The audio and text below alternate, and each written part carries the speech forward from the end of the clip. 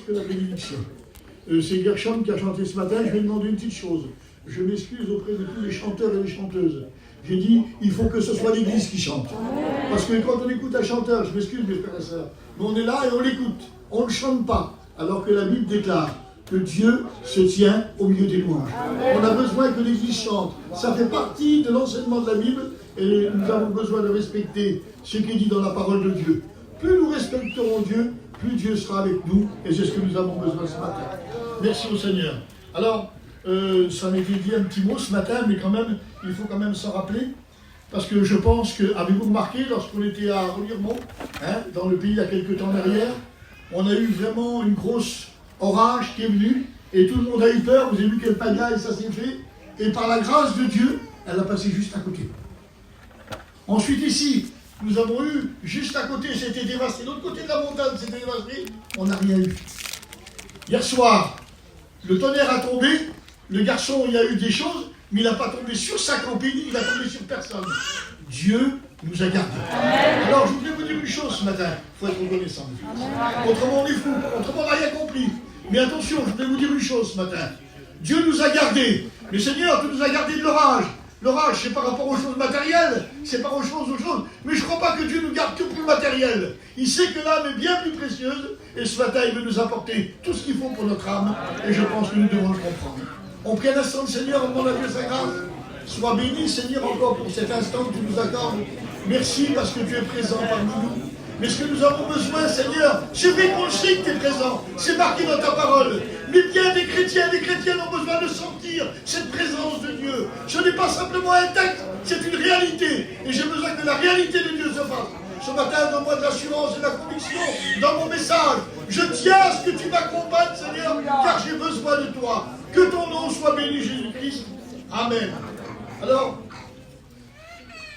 ça me fait penser un peu au tableau, un peu comme l'école biblique, mais ce n'est pas l'école biblique ce matin, c'est simplement quelque chose pour qu'on puisse comprendre des choses de Dieu. Je suis là, ça ne s'envole pas, ça, voilà. Écoutez bien, voilà. Comme vous, je suis avant d'être un pasteur, on est chrétien, parce qu'on ne rentre pas dans le ciel puis dit rentre pasteur, on est un chrétien. C'est un chrétien qui rentre dans le ciel. Sitôt qu'on va rentrer dans le ciel, il n'est plus question de titre. Tu as beau être même président de la mission, que tu veux, quel que soit apôtre, dans le ciel il dit rentre, bon et fidèle serviteur. C'est la seule chose qui nous permet d'entrer. Alors ce matin, nous sommes devant Dieu. Et comme Dieu l'a voulu, que Dieu soit béni. Alors, je regardais, je suis comme vous, je lis la Bible. Et je sais que la Bible exprime toute la volonté de Dieu. Vous avez remarqué, nous avons eu quand même, au travers de ces temps qu'on était ensemble, on a eu vraiment de beaux messages. Bons messages plutôt. On a eu vraiment de beaux messages. On a senti que Dieu nous parlait. On a senti, mes frères. Je pense que vous l'avez remarqué ce matin. On a senti que Dieu nous parlait. Et je pense qu'il va continuer. Mais il va continuer pour un but, pour arriver jusqu'à la bénédiction. Autrement, ça n'aurait pas de sens. Moi-même qui suis, Seigneur, à quelqu'un qui prêche, je veux arriver jusqu'à la bénédiction. Je ne veux pas, Seigneur, être un appareil à prêcher. Je veux la bénédiction. Et je pense que vous le comprenez, mes frères et sœurs. Et exiger la bénédiction, ce n'est pas, si vous aimez mieux, être orgueilleux. C'est vouloir ce que Dieu a marqué dans sa parole. Il a dit, allez par tout le monde, prêchez la bonne nouvelle. Et celui qui croira, automatiquement la bonne nouvelle crée dans les cœurs la foi. Et quand on a la foi, eh bien on s'engage. C'est le message de Dieu. Il nous a envoyés pour ça. Et je voudrais que les choses se fassent. On est devant le Seigneur ce matin. Alors, je suis conscient de ce que dit la Bible. Et mes frères et sœurs, ce matin, il faut être conscient. La Bible ne m'appartient pas. Ce n'est pas un homme qui a été inspiré et puis qui a marqué des mots selon son idée. Il y a plein de bibliothèques, il y a plein d'écrivains. Mais l'écrivain de la Bible, c'est Dieu. C'est Dieu qui a poussé les hommes à écrire. C'est la parole de Dieu qui est annoncée. C'est pas autre chose. Et lorsque je lis la Bible, je voudrais vous dire ce qui est marqué dans le livre d'Ésaïe, chapitre 46, verset 10. Voilà ce qui est marqué. Et je vous dis ces choses-là, mes frères et sœurs. À ce fait, comme il a dit Gershom ce matin, le coup de tonnerre, ce qu'on veut, c'est le ciel, mes frères et sœurs. Nous, on veut, c'est le ciel. Et pour aller au ciel, on n'a qu'un seul chemin. Et si on ne le prend pas, t'as beau être à côté du chemin, t'as beau dire c'est là le chemin, mais si t'es pas dessus, tu ne rentres pas dans le ciel. Alors ce matin, ce qui est important, avant de m'écouter moi, avant d'écouter une prédication, écoute Dieu. C'est Dieu qui veut te parler. C'est ça qui est important. Alors Dieu a parlé. Et vous ne changerez pas ce qu'il a dit. Il a dit, mes arrêts subsisteront. On va dire, toutes mes décisions, tout ce que j'ai écrit, ça doit subsister. Subsisteront. Dans Ésaïe, c'est marqué que la parole de Dieu subsiste éternellement. L'apôtre Pierre dans son épître explique encore ce texte, il dit, la parole de Dieu subsiste éternellement. Vous, moi, nous ne pourrons rien changer. On ne peut pas changer simplement. Écoutez bien, il dit, j'exécuterai toute ma volonté. C'est Dieu qui exécute sa volonté. Si quelqu'un pense un peu non, ça sera pas mal. C'est Dieu qui exécute toute sa volonté. C'est important, mes frères et sœurs. Nous sommes devant Dieu pour voir la volonté de Dieu. Est-ce que vous êtes pour là ce matin? J'ai besoin. Vous savez que la volonté de Dieu, c'est pas du mal, c'est le meilleur. La volonté de Dieu, c'est toujours pour la bénédiction. La volonté de Dieu n'est pas pour nous faire du mal, mais pour nous donner quelque chose de bon. J'ai besoin du bon ce matin. J'ai besoin du bon. Alors je regarde, Dieu parle. Et puis quand Dieu parle, on ne peut pas rien changer. Vous avez compris ce que j'ai dit? Parce que j'ai dit ce que la Bible déclare. On ne peut rien changer de ce que Dieu a dit. Dieu parle, et dans le psaume 49, verset 8, je prends la Bible, bien sûr, 49, verset 8, voilà ce qu'il est dit. Alors ça, l'autre jour, j'étais à Remiremont, et les frères m'ont demandé de faire le matin pour la prière. Et j'ai fait un petit message, enfin, le Seigneur a mis sur mon cœur un petit message pour la prière. Mais quand je l'ai donné, j'ai dit, Seigneur, quel message important! Quel message important! Et si vous aimez mieux, c'est le même message que j'ai donné le matin à la prière, mais là, avec toute la parole de Dieu, avec tout ce qui est marqué dans la Bible. Parce que dans la prière, le matin, on a 10 minutes à parler. Mais là, je pense que si je peux, le Seigneur m'accorde 3 quarts d'heure, que Dieu soit béni. Alors écoutez bien. Voilà ce qu'il est dit. Il parle des hommes. Il parle de l'humanité. Mais il ne parle pas de certains hommes. Il parle de tous les hommes. Si de toi, tu te considères comme un humain ce matin, faisant partie de la terre, ce message s'adresse à toi. Écoutez ce qu'il est dit. Il est dit, ils ne peuvent se racheter l'un à l'autre. Dans les familles, il y en a qui sont un peu plus riches que les autres. Mais même pour ta famille, si tu es un riche, il ne peut pas te racheter. Il ne peut pas te donner les sous. Écoutez bien. Ni donner à Dieu le prix du rachat. On ne peut pas lui donner le prix du rachat. Aucun dans le monde.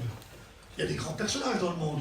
Vous avez vu, maintenant dans le monde, souvent, on est des fois sur une voiture, sur l'instant, on dit, tu vois là, ce gars-là, c'est le plus riche du monde. Il a ça, il a ça, il a ça.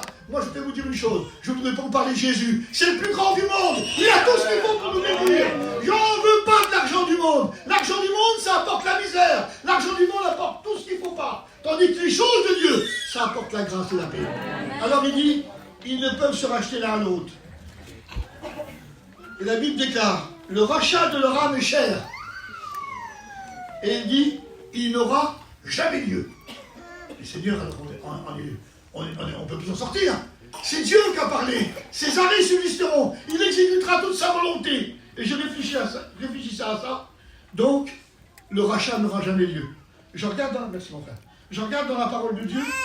Je cherche les textes dans la parole de Dieu. Dieu parle dans le livre des Nombres. Écoutez ce qu'il est dit. On a besoin d'écouter ce matin. Parce que la parole de Dieu nous concerne. Je ne suis pas là parce que c'est moi et qu'il faut que vous écoutez, mais en vérité, c'est le message de Dieu. Et on a besoin d'écouter. C'est trop important. Vous savez, quand quelqu'un fait un faux billet, dans le temps, c'était sur les faux billets, il y avait aussi la condamnation. Et quand il était condamné, il dit, ah oui, je ne savais pas. Mais à chaque fois que tu imprimais un faux billet, tu imprimais ta condamnation. Je pense que nous, en tant que chrétiens, à chaque fois qu'on ouvre la Bible, on a le chemin du salut, mais si on n'a pas le chemin du salut, on a aussi le chemin de la perdition. Alors je pense ce matin que nous devons écouter, c'est très précieux. Regardez ce qu'il est dit. Dieu, le Dieu Tout-Puissant, le Créateur, n'est pas un homme pour mentir. Je vais vous le répéter ce matin. Dieu ne peut pas mentir. Amen. La Bible déclare dans le livre des Hébreux, c'est impossible que Dieu mente. La Bible dit, je sais pas, tout est possible à Dieu, hein, car Dieu, rien n'est impossible là. La seule chose qui lui est impossible, c'est qu'il mente. Alors je pense que nous avons déjà quelque chose de bon là. Amen. Tout ce qui est marqué dans de sa part, c'est bon, c'est sûr. On peut s'appuyer dessus. Impossible qu'il mente. Il n'est pas un fils d'homme pour se repentir. Vous savez, des fois un homme dit, mais tout droit, combien de fois ça m'est arrivé de dire à des frères, je m'excuse, tout le monde pardon, j'ai mal agi, j'ai mal parlé. Parce que je suis un homme. Mais Dieu n'a jamais tenu ce langage-là. Il ne peut pas se repentir. Parce qu'il est Dieu Tout-Puissant. Amen. Et je regarde dans la parole de Dieu, la Bible continue, dit, ce qu'il a dit, ne le fera-t-il pas? Qu'est-ce qui peut l'empêcher? Ce qu'il a déclaré, ne l'exécutera-t-il pas? On va changer. Alors écoutez bien. La loi et la parole venaient tomber avec la sentence, impossible. Il n'aura jamais lieu. Jésus lui-même, Jésus le Fils de Dieu, il a déclaré que le ciel et la terre disparaîtront. Il a dit, ma parole ne disparaîtra pas. Pas un seul trait de lettre ou un iota. Le trait de lettre, c'est simplement la plus petite lettre de l'alphabet hébreu, et le iota, c'est l'alphabet grec. Les deux petites lettres, comme vous direz, un point. ça ne disparaîtra pas. Rien ne peut disparaître. Est-ce que vous comprenez ça? Il n'y a rien qui peut disparaître. Vous savez, des fois, il y en a qui disent, oui, mais enfin, tu sais, non, ne parle pas comme ça. C'est le diable qui t'a inspiré. Ce qui est marqué, est marqué. Amen. Et on ne peut pas le changer. Et quand tu veux changer, tu es en train de prendre une déviation. Quand tu es en train de changer, tu es en train de faire une corruption dans ton cœur. Vous savez, on chante souvent ça. On chante depuis cette année-là. On ne veut pas déplacer les bandes anciennes. Vous savez ce que ça veut dire, ne pas déplacer les bandes anciennes. J'écoutais encore l'autre jour sur Insta. Oui, mais le baptême ne compte pas. Mais c'est déjà déplacer les bandes anciennes. Jésus a dit, celui qui croira et qui sera baptisé sera sauvé. Amen. Si vous dites que ça ne compte pas, vous déplacez les bandes anciennes. Amen. C'est même pas les hommes qui l'ont posé ces bandes-là, c'est Jésus lui-même. Alors je pense que nous devons faire attention, mes frères et sœurs, ce matin. Ne touchons pas à la parole de Dieu. Elle ne nous appartient pas. C'est le livre parfait. Que Dieu soit béni. Alors je regarde une chose. Et ça m'embête, mes frères et sœurs. Dieu n'est pas venu avec un glaive, avec une épée. Je vois dans la parole de Dieu que Dieu est amour, quand même. C'est marqué dans l'épître de Jean. Dieu est amour, puis on le sait, on est chrétiens, on le sait. Alors qu'est-ce qui s'est passé? Si Dieu est amour, c'est qu'il a un cœur. On ne peut pas avoir de l'amour quand il n'y a pas de cœur. Quand quelqu'un, il n'a pas d'amour, on dit il n'a pas de cœur, celui-là. Je voudrais vous dire ce matin, Dieu a un cœur. Il a un cœur, Dieu. Dieu a tant aimé le monde, il a un cœur, Seigneur. Amen. Et là, ce coup dit, je regarde, alors il y a comme expliqué Pims l'autre jour. Alors je ne suis pas venu pour expliquer mieux que le Pims, pas du tout. Pims a expliqué, si vous aimez mieux, la souffrance du Seigneur. Et je voudrais vous présenter, moi, ce que la croix apporte dans la vie des chrétiens. Mais on ne peut pas changer ce qui s'est passé. Il y a une rencontre dans le ciel au niveau de la divinité. Au niveau du Père, du Fils et du Saint-Esprit. Attention, ne croyez pas que Dieu a dit qui enverrai-je et qui s'adresse à ses anges. Les anges ne sont pas capables d'être sages. C'est marqué dans le livre de Job qu'il a trouvé de la folie dans ses anges. La preuve, Satan c'était le plus beau des anges. Qu'est-ce qu'il a fait? Donc, il n'était pas capable de donner un conseil. Il ne s'est pas tourné même vers ses grands anges. Non, non. Au contraire, il s'est tourné dans la divinité. Qui enverrai-je? C'est ce que l'on appelle pour faire une chose. Pour faire une chose. Vous savez, dans le monde, on appelle un mot français, ça s'appelle une dérogation de loi. Il y a une loi, mais il faut essayer de la changer, parce que personne ne pourra la faire. Mais la dérogation, c'est de modifier la loi, mais sans toucher au message de la loi. Alors, j'explique tout simplement. Jésus se trouve au temple. Et à un moment donné, on lui amène une femme adultère. Et les hommes sont là, ils mettent la femme adultère devant lui. Et toi, qu'est-ce que tu dis, Seigneur? Et lui, comprenez bien, c'est la parole de Dieu. S'il dit autrement que ce qui est marqué, ça ne peut pas aller. Il est pris par sa parole. Il est obligé de faire la parole de Dieu. Et à un moment donné, Jésus fait une dérogation de loi. Il prend une pierre. Il dit que le premier qui est sans péché lui jette la pierre. Et là, tout le monde est conscient que personne ne peut le faire, parce que tous ils sont pécheurs. Et à ce moment-là, qu'est-ce qu'il dit à la femme? Il dit, ils t'ont pas condamné? Il dit, ben moi non plus. Mais va et ne pêche plus. Donc il a fait une dérogation. Il était obligé. C'était la loi de Dieu. Il devait être lapidé une telle femme. Mais il a fait une dérogation. Alors là, je regarde les choses. Et pour faire une dérogation par rapport à la Bible, c'est trop important. C'est trop important. Parce que pour faire une dérogation dans le texte de Dieu, il n'y a qu'un seul texte dans la Bible qui peut faire dérogation. Mais ce texte-là, il est trop dur. Il est particulier. Particulier, ce texte-là. Et vous allez comprendre, le Père, le Fils et le Saint-Esprit connaissent ce texte. C'est eux la Bible. C'est eux la parole de Dieu. Alors une dérogation, il faut les croire ensemble. Comme expliqué l'autre jour, c'est une merveille. Mais écoutez bien, il n'y a qu'un seul texte. C'est marqué dans Lévitique 17, verset 11. Sans effusion de sang, il n'y a pas de pardon. C'était le seul texte qui peut faire une dérogation. Seul texte qui peut faire changer la vie de Dieu. Fallait une effusion de sang.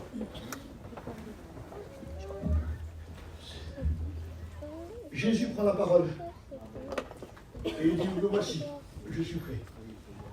Mes frères et sœurs, je vais vous dire une chose. Je le dis souvent quand on a l'école biblique. Quand je suis en train de planter un clou dans un morceau de bois, je le prends et puis je tape de toutes mes forces pour enfiler ce clou. Mais si je sais que je vais m'éclater le doigt, je ne suis plus pareil. Il y a toujours le clou, toujours le marteau, toujours le doigt, mais ma façon à moi de faire n'est plus pareille. Parce que j'ai peur de m'éclater le doigt. Je sais que je vais me l'éclater. Je voudrais vous dire une chose. Jésus n'est pas parti sans savoir ce qui allait se passer.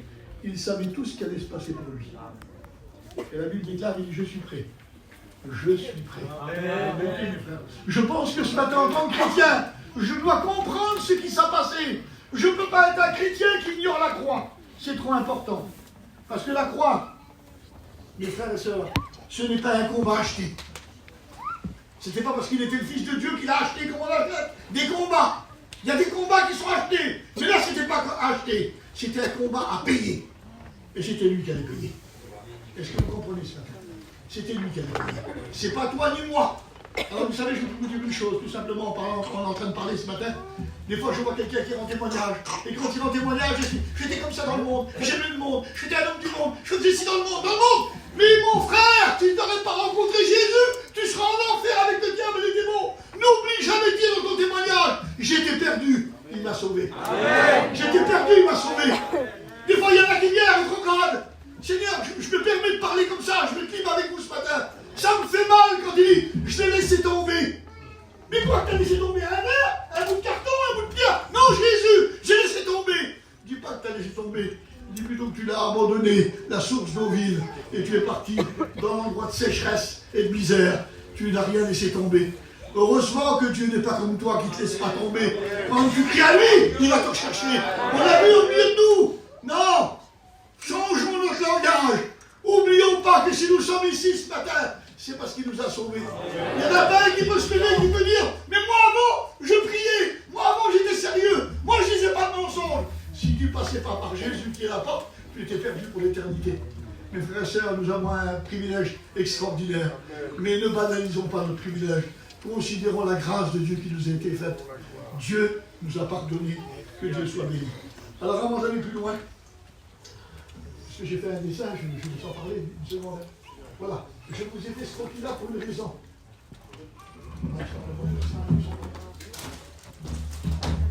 Alors, bon, je vois. On va le faire autrement. Voilà. Bon, si je vous ai fait ça, c'est pour une seule raison. C'est parce que ça, c'est la façon dont était fait le tabernacle dans le désert. Du temps de Jésus, Hérode avait construit la maison de Dieu.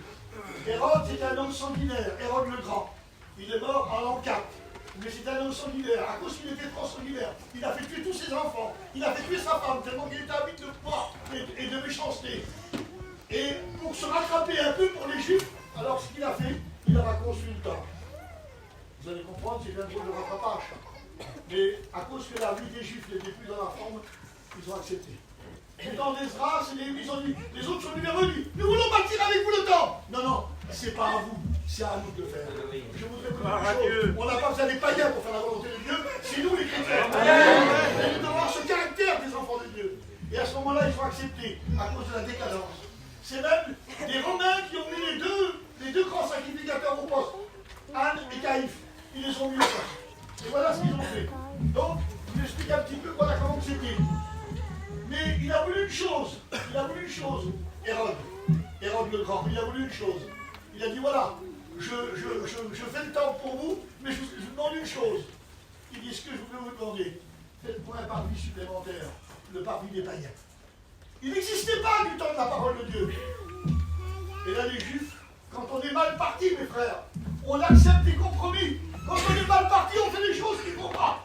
Je voulais vous dire une chose, si votre vie est réglée après la parole de Dieu, vous n'aurez pas besoin de compromis. Vous serez libre. Libre. Quelle beauté d'être libre.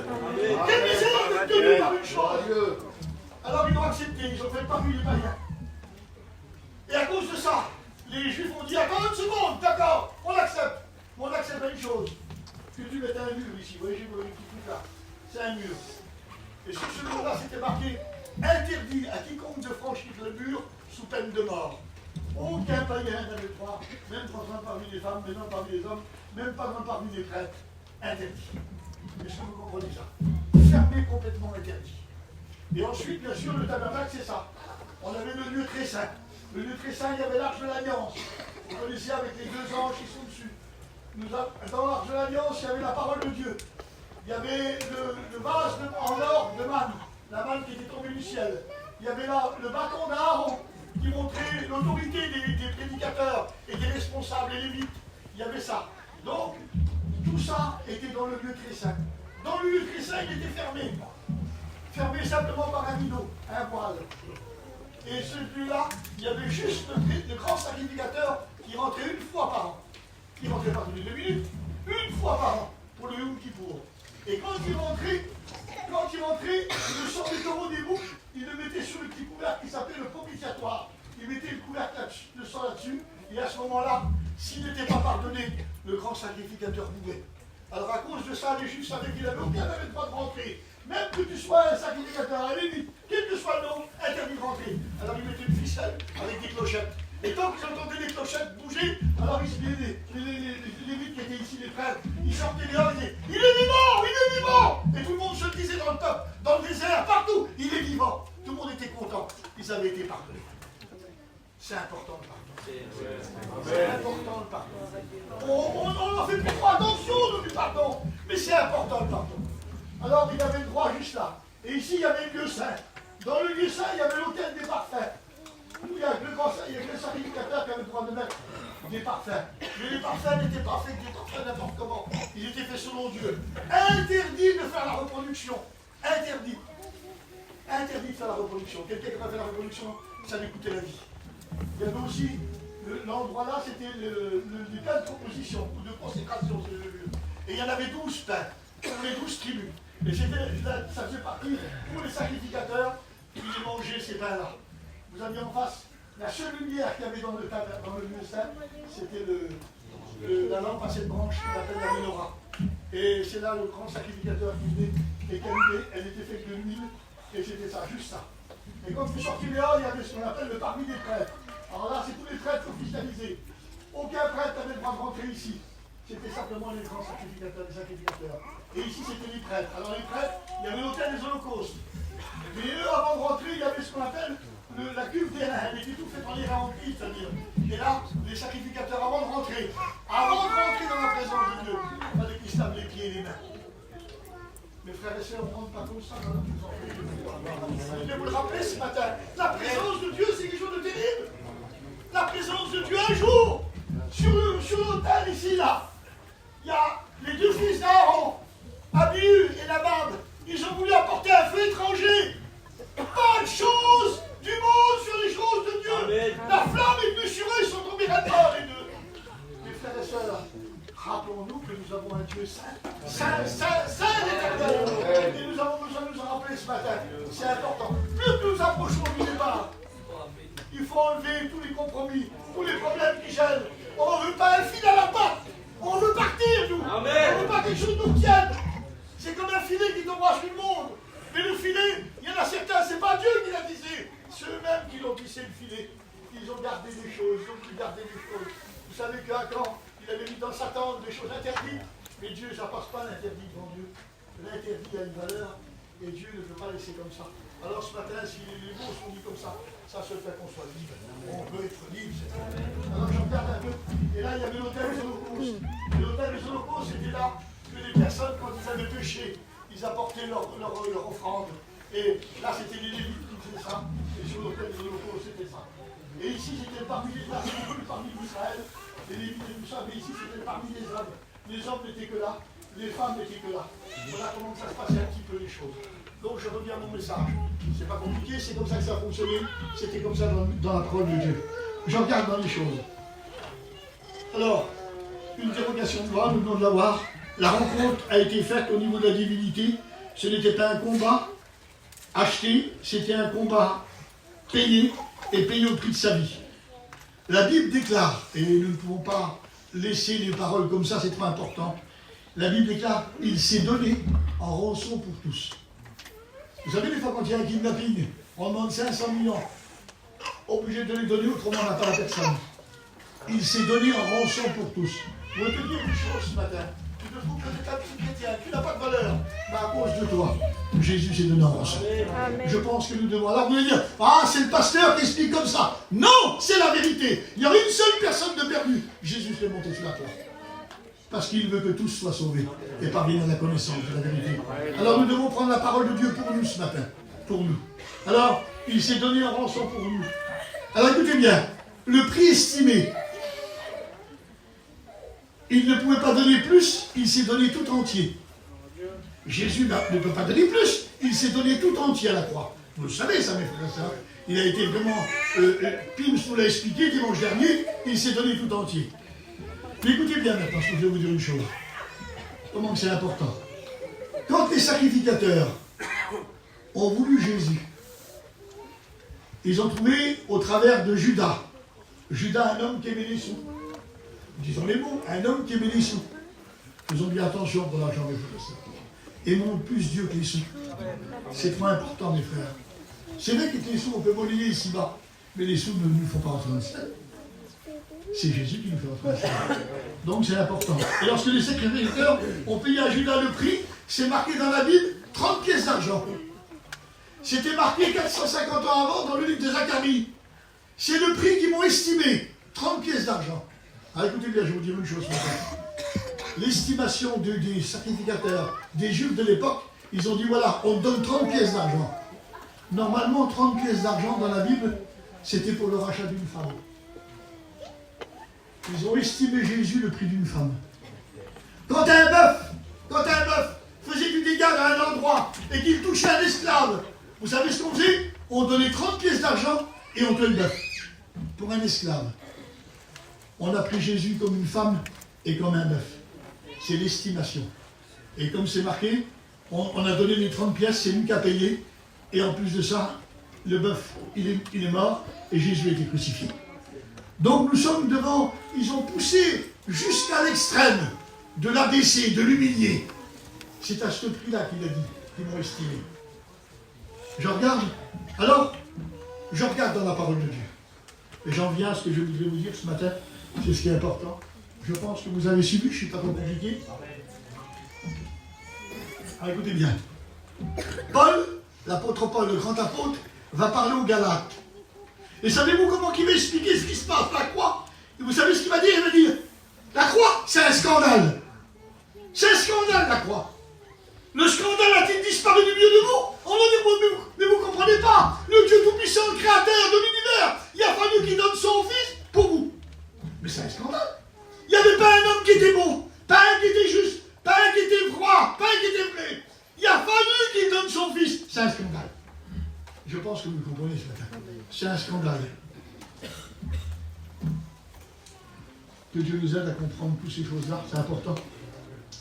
Mais Paul a une drôle de réaction. Ça, c'est le chapitre 5. Il dit la croix, c'est un scandale. Il dit, je ne peux pas dire autrement. Il a fallu que Dieu donne son Fils. Mais vous vous rendez compte, on a la mort de quelqu'un sur nous. Il y a quelqu'un qui est mort à cause de nous. Il faudrait se rappeler ce matin quand même. Ça te donnerait peut-être l'occasion de prier ce matin. Tu sais pourquoi tu ne pries jamais? Parce que tu ne te rappelles pas du sacrifice de la croix. Si tu te rappellerais du sacrifice de la croix, tu te rappellerais que tu évites l'enfer et que tu as une place dans le paradis. Tu seras obligé de dire merci Seigneur, je ne sais pas mes frères. Vous savez ici, là, quand on est sur la place, là, puis quelqu'un il arrive, et puis là, je l'autre il dit tiens, je t'ai fait de la place, il donne la place, il donne une prise. L'autre il dit je te remercie mon frère. On m'avait dit je ne pouvais pas venir, mais simplement, tu m'as fait une place et tu m'as donné une prise. Ça, c'est qu'une place terrestre, mais Jésus l'a fait beaucoup plus que ça. Et je pense que ce matin, Seigneur, on ne pourrait pas rester la bouche fermée. Vous voyez, des fois, il y en a certains qui prient le matin et disent je ne peux pas rester la bouche fermée devant toi. Mais il y en a combien autour de lui qui restent la bouche fermée? Vous savez qui c'est qui vous ferme la bouche? Vous savez qui c'est qui vous ferme la bouche? C'est sûrement pas le Saint-Esprit. C'est sûrement pas Jésus, c'est sûrement pas Dieu le Père. C'est le diable qui nous bouche la bouche, qui nous ferme la bouche. Il nous fait pas contempler les merveilles de Dieu. J'ai besoin de contempler les merveilles de Dieu ce matin. Et je voudrais vous en parler ce matin. Alors, Paul, il dit c'est un scandale. D'un seul coup, je lis chapitre 6. Vous savez ce qu'il dit là? Là, il y a une réaction que je ne comprends plus. Enfin, on la comprend avec la parole de Dieu. Écoutez ce qu'il dit. Pour ce qui me concerne, on va dire moi, Paul, loin de moi la pensée de me glorifier d'autre chose que de la croix de notre Seigneur Jésus-Christ. Ce qui était un scandale devient pour lui un sujet de gloire. Mes frères, quand j'ai mal fait et puis je demande pardon à Dieu, que c'est un scandale de ce que j'ai parlé ou que j'ai mal agi, après je ne dis pas, Seigneur, c'est un sujet de gloire ce que j'ai dit là. Mais Paul, quand il parle de la croix, il dit, c'est un sujet de gloire. Et il nous en donne la raison, mes frères et sœurs. Alors, c'est marqué. Et je pense que vous écoutez tout ce qui est marqué. La Bible déclare, la croix C'est une folie pour ceux qui périssent. Le monde ne comprend pas la croix. Allez dire à quelqu'un qui a 2000 ans, un homme qui est monté sur la croix et qui peut être pardonné de ses péchés. Allez dire à quelqu'un, il y a 2000 ans, il y a un homme qui est monté sur la croix et à cause de ça, tu vas dans le ciel. Allez dire à quelqu'un qui a 2000 ans, il y a un homme qui est monté sur la croix et tu as la vie éternelle. Les gens ne croient pas. C'est de la folie tout ça. Mais je pense pour nous, ce matin, c'est la réalité. C'est la vérité, nous. Nous, c'est la vérité. On n'est pas venu dans votre voiture pour vous enseigner, vous dire, faut que tu croies comme ça, faut que tu penses comme ça. On ne fait pas du courage de crâne. On laisse l'Esprit de Dieu agir dans les cœurs. Et l'Esprit nous révèle que tu as une place dans le ciel. L'Esprit te révèle que tu as la vie éternelle. On a vu des fois des gens qui rentraient dans la réunion sans croire ni en Dieu ni en âme, s'asseoir à la réunion, écouter le message de Dieu, donner son cœur à Dieu et dire Seigneur, je crois. Et sortir dehors et dire j'ai reçu Jésus, j'ai la vie éternelle. Mais personne n'a pu lui parler. Il était assis sur une chaise. Vous savez pourquoi? Parce que c'est Dieu qui lui a parlé. Ici, c'est Dieu qui parle. Et on a besoin que Dieu parle. On a besoin. Alors je vous donne un conseil simple, il est simple, mes frères et sœurs.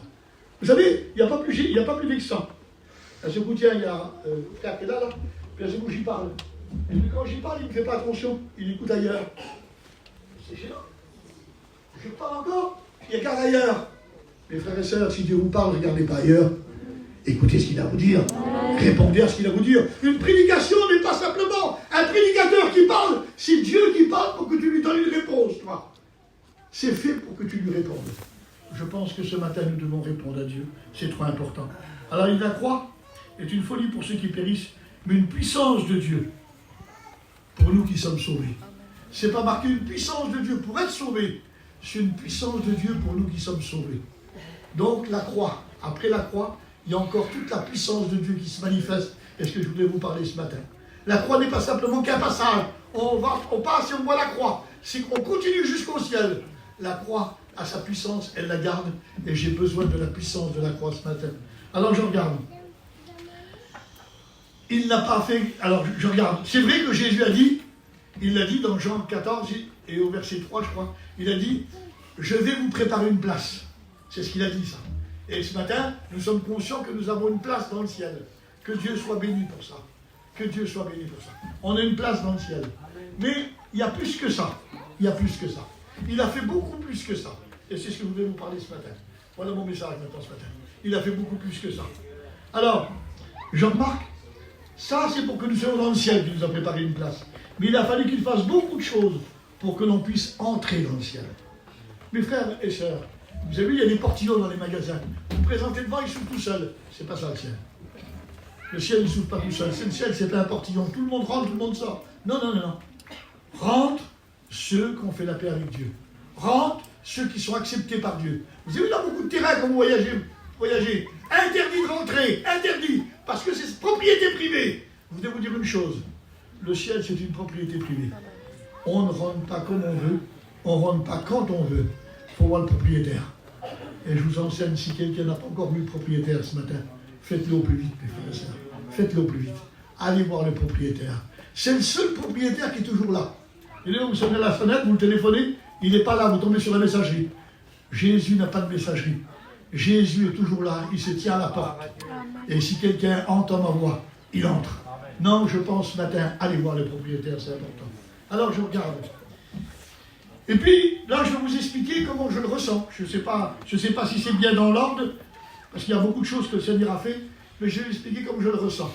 Je regarde dans la parole de Dieu, lorsque Jésus a reçu le ministère, comme c'est marqué dans la parole de Dieu, la Bible déclare qu'il fut emmené par l'Esprit dans le désert pour être tenté par le diable.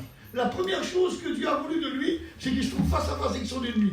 Alors je pense, moi, ça c'est ma pensée, mais elle tient debout. Je pense que quand quand il a vaincu à la croix du Calvaire, la première chose qu'il a faite, c'est d'aller trouver le diable. C'est d'aller trouver le diable. Et quand il l'a trouvé, parce que c'était facile pour lui trouver, ça vous y se mettait, comprenez bien, eh bien la Bible déclare, il l'a dépouillé. Les dominations et les autorités, en triomphant d'elle par la croix. Un triomphe, c'est beaucoup plus qu'une victoire. Beaucoup plus qu'une victoire.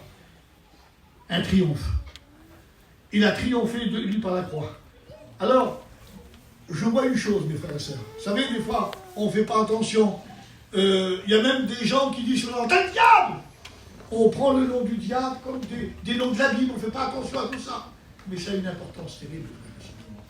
Vous savez, le diable, c'est une force toute puissante. Jésus a dit le prince des ténèbres. Il a dit le prince des ténèbres. Il l'a appelé comme l'homme fort et armé. Et qui garde ce qu'il a gagné. Et la Bible déclare dans Ésaïe, il ne relâche pas ses prisonniers. Il n'y a aucun homme qui peut lui faire relâcher quand il a fait prisonnier quelqu'un. Et toi qui es chrétien, simplement, en disant le nom de Jésus, il est obligé de s'en aller. Vous voyez ce chapiteau là? Vous n'allez peut-être pas faire attention à ce que je veux dire, mais il peut rentrer le diable avec tous ses démons. C'est important ça. Il y en a plein qui auraient peur. Il y en a plein qui auraient peur. Mais pour tous ceux qui croient dans la parole de Dieu, au nom de Jésus, sors! Tu n'as pas ta place ici. Sors! C'est l'autorité du Christ. Amen. Dieu nous l'a donné, son autorité. Il nous a donné son nom. Il a dépouillé le prince des ténèbres et il nous a remis l'autorité à nous. Alors la Bible déclare dans l'évangile, dans l'épître de Jean, il dit, il est venu pour détruire les œuvres du diable. Le diable n'a plus pouvoir sur lui. Il faut vivre simplement la vie de Dieu. Est-ce que vous êtes d'accord? On veut la vie, Seigneur. Maintenant, merci Seigneur. On a une merveille dans les choses de Dieu. Il y a des moments où on met le genou par terre. Dans un livre des prophètes, il est dit, ne te réjouis pas à mon sujet, mon ennemi. Si j'ai fléchi, j'ai un Dieu puissant qui est capable de me relever. Il a tout fait, le Seigneur. Que Dieu soit béni. On a un avocat auprès du Père.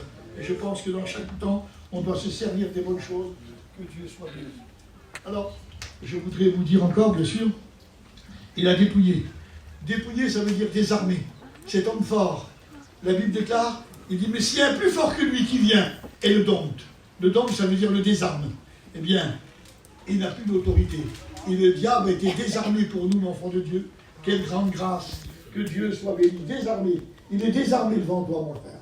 N'ayez aucune crainte. Il y a des chrétiens qui ont la peur du diable. Ils ont toujours la peur. Tu n'as pas besoin d'avoir peur. Ça a été relevé ce matin. Ce que nous avons besoin d'avoir peur, c'est de Dieu.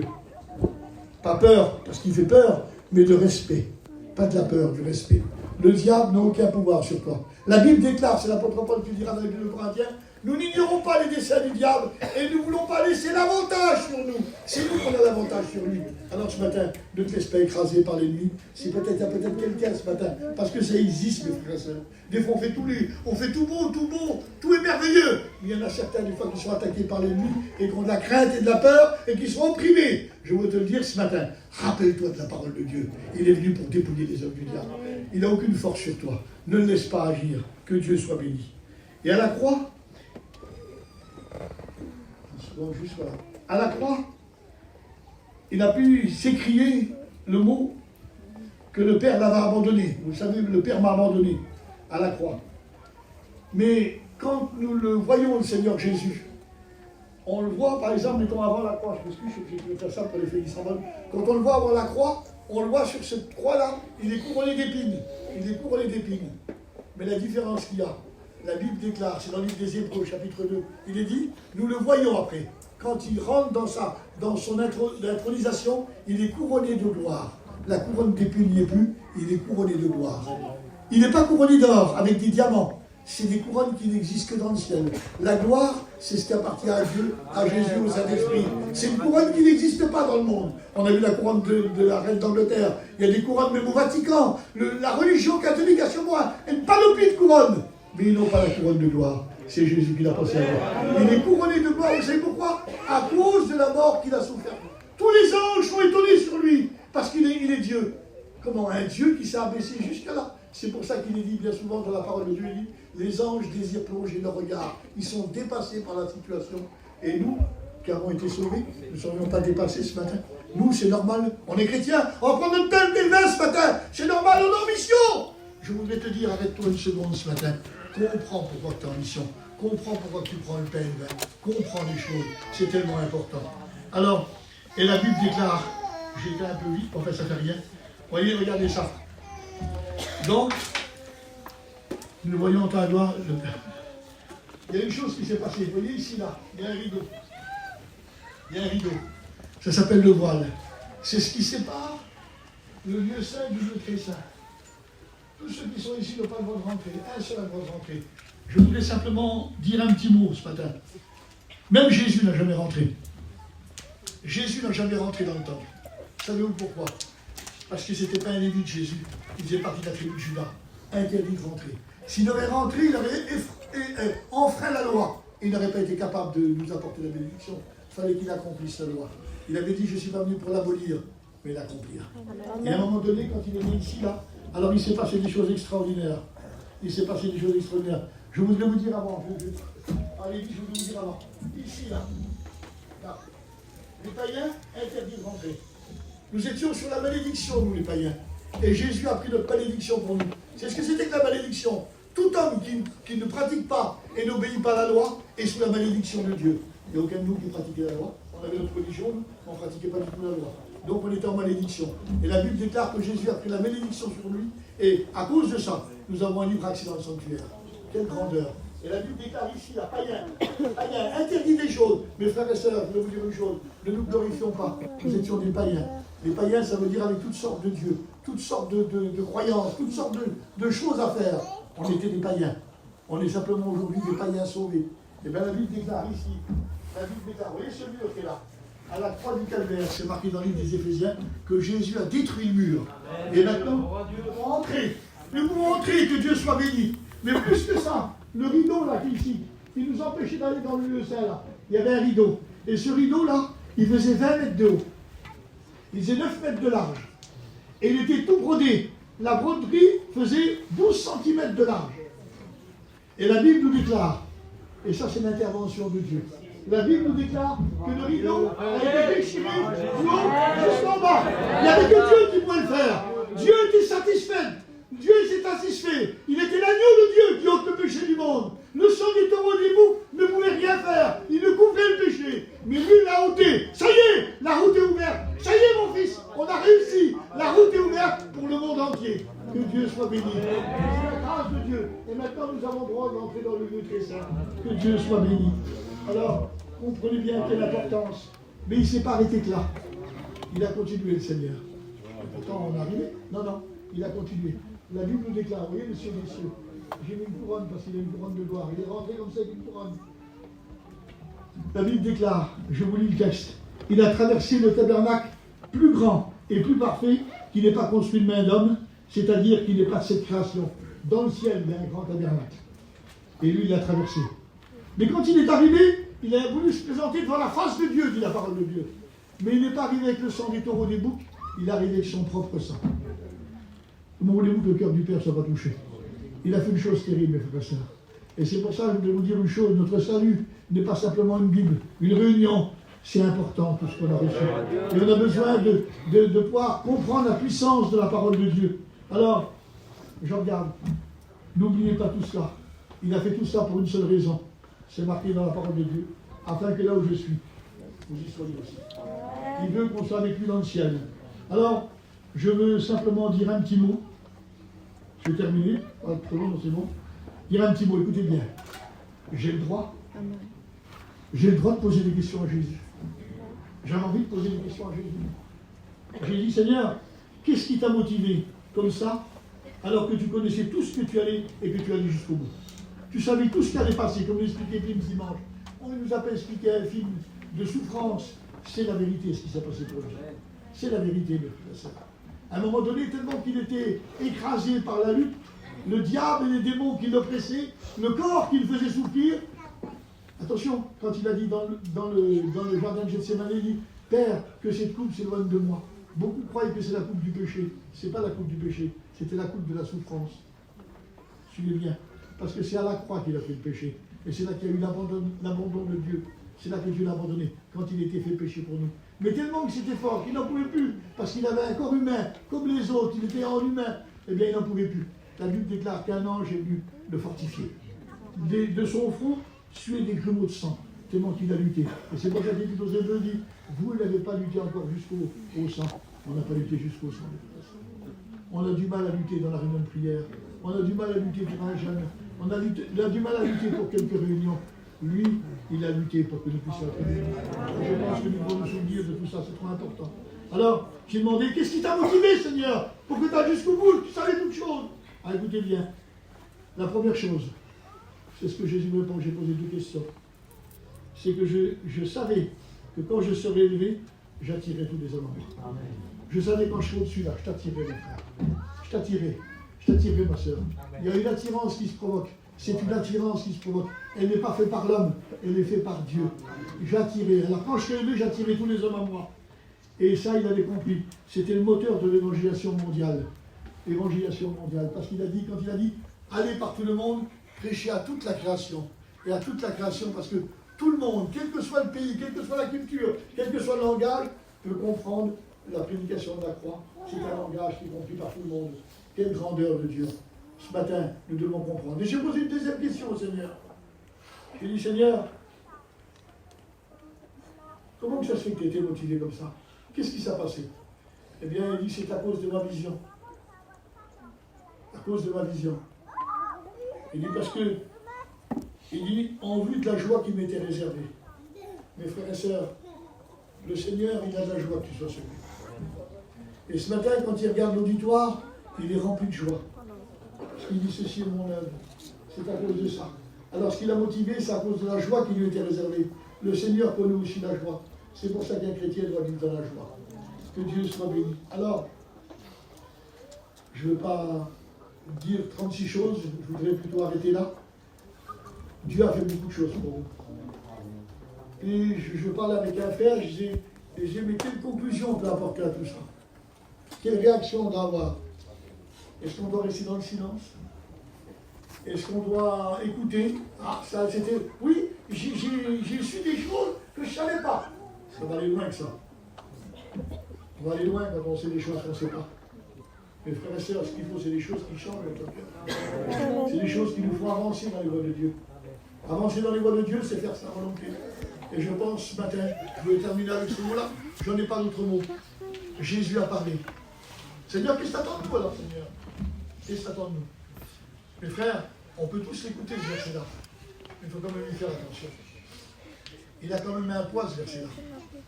Si quelqu'un veut être mon disciple, vous savez, de nos jours, d'aujourd'hui, on dit, c'est un chrétien. Mais le mot chrétien n'est plus que du temps d'Antioche. C'est les mêmes les inconvertis pour se moquer des chrétiens qu'on dit, c'est des petits Christ. C'était en termes de moquerie. Comme nous avons dit, c'est des Alléluia. C'est des chrétiens. Il y a d'autres qui ont dit, c'est un baptisé. Il y a même des inconvertis qui disent, c'est un baptisé, mais il n'est pas converti. Même les inconvertis le savent. Même les inconvertis le savent. Mais normalement, qu'est-ce que Dieu veut? C'est un disciple. C'est quoi un disciple? C'est celui qui est au pied de son maître. C'est ça. Et qui fait la volonté de son maître. Alors je ne sais pas où c'est qu'on en est ce matin. Je ne cherche pas du tout à savoir. Jésus a dit, si quelqu'un veut être mon disciple, qu'il renonce à lui-même. Mes frères, je ne peux pas changer les textes pour faire plaisir à l'un ou à l'autre. Tu veux pardon, renoncer à toi-même, tu veux toujours le monde dans ta vie. Continue, tu verras la fin. Ce n'est pas le commencement qui compte, c'est la fin. Je suis content quand tu me dis, au début, tout est une prière, je sais. Au début, comme ça, je témoignais, au début, je fais ici, là. Qu'est-ce que tu fais maintenant? Qu'est-ce que tu fais maintenant? On n'est pas là pour s'épater les uns les autres. Si quelqu'un peut venir après moi, je pense que ce matin on va venir. La condition, ce n'est pas moi qui l'a posée, ce n'est pas l'apôtre Paul ni l'apôtre Pierre, c'est Jésus. Il a dit qu'il renonce à lui-même et qu'il se charge de sa croix. Mais Seigneur, tu as monté sur la croix, on a pu se faire crucifier. Non, non, pas du tout. La croix, c'est le symbole de la souffrance. Un chrétien, mes frères et sœurs, ne peut pas vivre que de la joie du monde. Il y a des souffrances dans les choses de Dieu. Il y a des souffrances dans les choses de Dieu. Et je pense qu'un chrétien qui souffre pour l'œuvre de Dieu, c'est un vrai chrétien. On ne peut pas être comme ça. On ne peut pas avoir les inconvertis et pas avoir dans notre cœur un poids. Si on les regarde et puis qu'on est prêt à parler avec eux toutes sortes de jours, aller au restaurant et manger, faire toutes les choses comme tout le monde, il y a un manque dans notre vie. Je voudrais vous rappeler ce matin qu'il a trop fait pour nous. On ne peut pas passer à côté. Et je pense que ce matin, nous ne voulons pas passer à côté. On a besoin de faire sa volonté. Merci Seigneur, on va prendre le pain et le vin, mais c'est en mémoire de lui. En mémoire de sa mort, dit la Bible. On est obligé de penser à tout ce qu'il a fait pour nous. Autrement, si tu prends le pain comme un bout de pain, tu vas mettre du beurre ou de la confiture. C'est un bout de pain. Le pain, on peut... J'ai vu quand la scène est finie, s'il reste 30 dans ce pain, on les jette. C'est dans le moment que l'on se met devant le Seigneur et qu'on comprend. Seigneur, la croix n'est pas quelque chose qui ne sert plus à rien pour moi. Vous savez, je Je pense à une chose, pour ceux qui ont été en Israël. Quand vous allez au jardin du tombeau, tout de suite dans le bout là, vous avez le rocher du crâne. Et vous avez dans le bas, vous avez comme des garages. La croix. Il ne reste absolument plus rien de la croix. Il ne reste plus rien. Il n'y a plus rien. Il y a un garage avec des cars, des moteurs, des autos cassées. Quand vous regardez le Golgotha où c'est que la croix a été mise, il y a comme une tombe, comme un genre de cimetière, il y a même des antennes de télévision. Il n'y a plus rien. Mais je voudrais vous dire une chose. Dieu n'a pas compté sur la croix le bout de bois. Il a compté sur celui qui était monté sur la croix. Amen. Et la croix a laissé un message, ça s'appelle la prédication de la croix. C'est une folie pour ceux qui périssent, mais pour nous qui sommes sauvés, c'est une puissance de Dieu. Amen. Que ton nom soit béni, Seigneur. Tu nous aides par ta grâce, notre Père.